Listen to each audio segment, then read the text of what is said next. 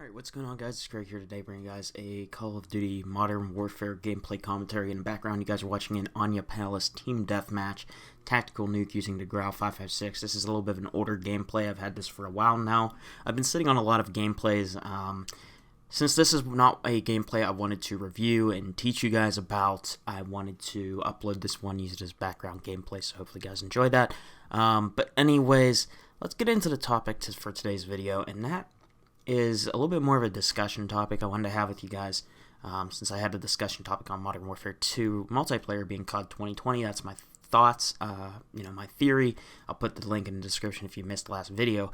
But I want to talk about how Infinite Warfare, in my opinion, had one of the best matchmaking systems we had in COD history, and I think Infinite Warfare matchmaking should have been the gold standard of matchmaking for every single Call of Duty from here on out.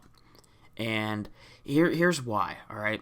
Infinite Warfare was a game that I actually had lower stats in than Modern Warfare 2019. Yes, that is correct. Modern Warfare 2019, the game with the boogeyman, skill-based matchmaking, and all these other things. I have a 4.44 KDR in this game. Infinite Warfare, I only had a 3.6, right? So, Infinite Warfare didn't even have strong skill-based matchmaking. It was so easy to just get on, drop a nuke, get off. So what made it that my KDR was lower and stuff like that in Infinite Warfare? And, why is it that my stats are so much higher in this game, stuff like that? That's a topic for a different video, in my opinion. But what I want to talk about, why was Infinite Warfare matchmaking so good? And it was actually because I've been really watching some old Call of Duty gameplay recently, just looking back on the past, and one of those games was Infinite Warfare.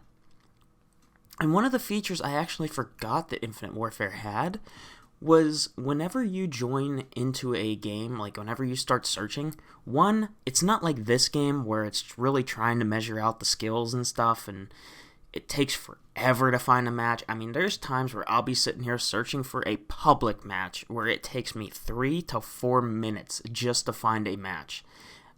My friends that play solo that have like a 1.2 KDR on this game find a match pretty much almost instantly, and they get that old school matchmaking feeling of some games they get stomped, other games they stomp the enemies.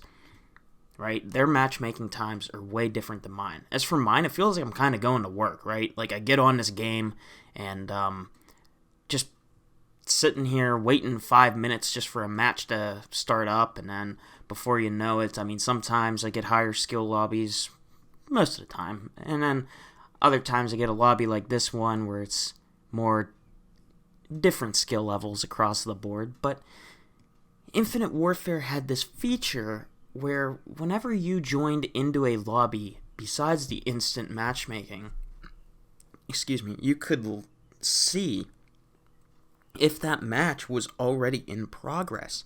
It said match started, loading level. And what that meant is that the match was already in progress. The game would let you know if the match was already in progress, and you could leave before you even joined into the match if you didn't want to play a late join. Sometimes when you join in late, there's a bunch of enemy kill streaks in the air. Maybe you're going to be the only person that's even thrown into the other team. There's a lot of different things that go on, and generally if a team's leaving, they don't want to play in that match. They're playing against someone that's really good, it's above their skill level, or they have something else to do and they got to get off the game and they got to leave the match. And for someone to late join, for me, late joining is a problem in Modern Warfare. There's a lot of games I join in where the game is already 3/4 done, right? Like, I'll join in a team deathmatch, there's already 75 out of the 100 kills in 10 versus 10 TDM, and at that point, like, what's the point of even playing the match, right? So let's say I just go ahead and back out on Modern Warfare. Let's say I don't want to play that late join, so I just go ahead and back out once I get in there.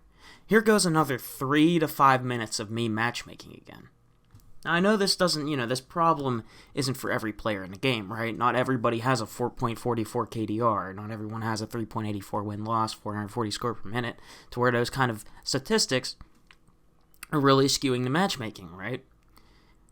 But you guys understand my point is that even though Modern Warfare has this SBMM logic or whatever, and it's based off your recent games or whatever, it seems like, since I perform generally an average of 4.44 kills per life, that sometimes, the lobbies are just going to be different what I get anyways. It's kind of like old school matchmaking, even though it's still trying to find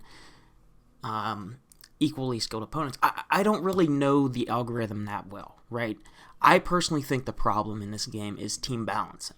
I said this in my last video. I think the problem with skill-based matchmaking and whatever it gives is team balancing. But Infinite Warfare showed the KDRs of everybody in the lobby. It showed the statistics. You knew who you were going up against. This is something I don't understand. Why couldn't they just have the same matchmaking system that Infinite Warfare had? You joined in, you were in a lobby of 12 to 18 players, depending on if you were playing 6v6 or 9v9, which was ground war in that game. And you got in, and you could see the statistics of every single player in the lobby, and you could choose if you wanted to stay or back out, right? If you're a lower skilled player and you see you just got into a lobby with a 4KD player, you could back out. Now, the same thing goes with the 4KD player. The 4KD player can back out of a lobby where there's someone that has a 2KD in their lobby as well, and they're trying to go for nukes. But if people can see what they're going up against, they can prepare to either say, hey, yeah, I want to play against this guy. Maybe I'll improve if I play against someone who's better than me. Or, hey, I don't want to play against someone who's better than me. Or I don't want to play against someone that's good. There's all these different things that come into play. And the matchmaking was instant. It wasn't just 3 to 5 minutes of me having to wait. And I could see if I wanted to play the match, like if it was a late join or not. Overall, I just feel Infinite Warfare had such a good system, and it was like one of a kind. That was the only COD game where you truly knew you were joining in a late match, and it was also, it seemed to prioritize connection over anything. I never had international lobbies, even on that game, for how low the player base actually was.